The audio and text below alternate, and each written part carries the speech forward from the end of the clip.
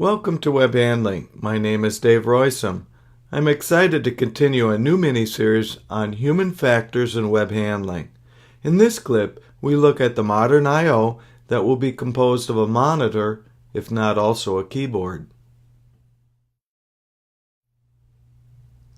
Let's begin with the keyboard that will be needed for alphanumeric entry by the operator.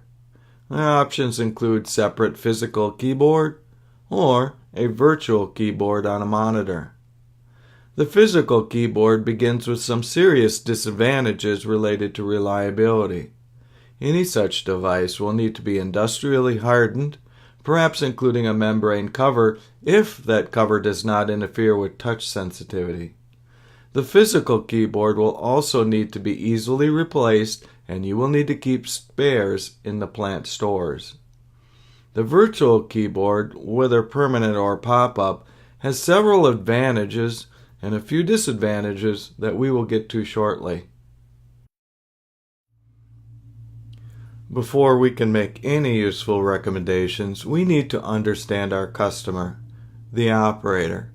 Questions to ask are how many entries are needed during a shift, and do operators touch type or use one finger?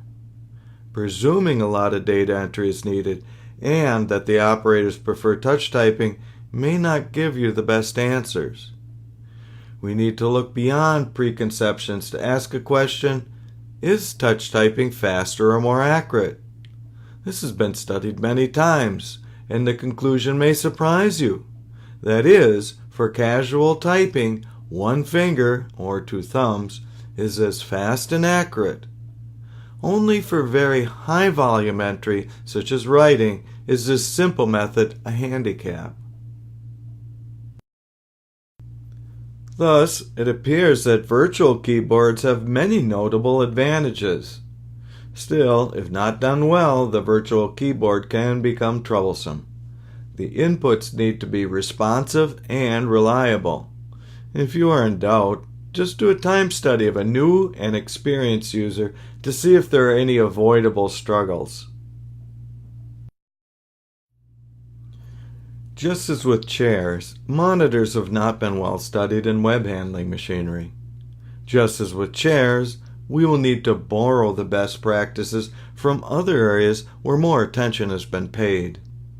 We can learn from home theater products where the optimum distance to screen size ratio should be 3 to 5, because that is what maximizes the easy field of view for humans.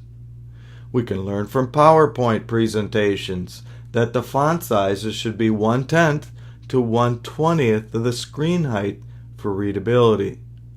From map theory, we learn that 4 colors can separate any visual pattern, and from psychology that not many more would be helpful.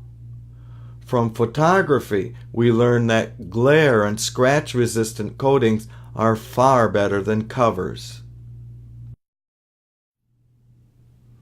Thank you so very much for watching this module in my Plant Practical video series.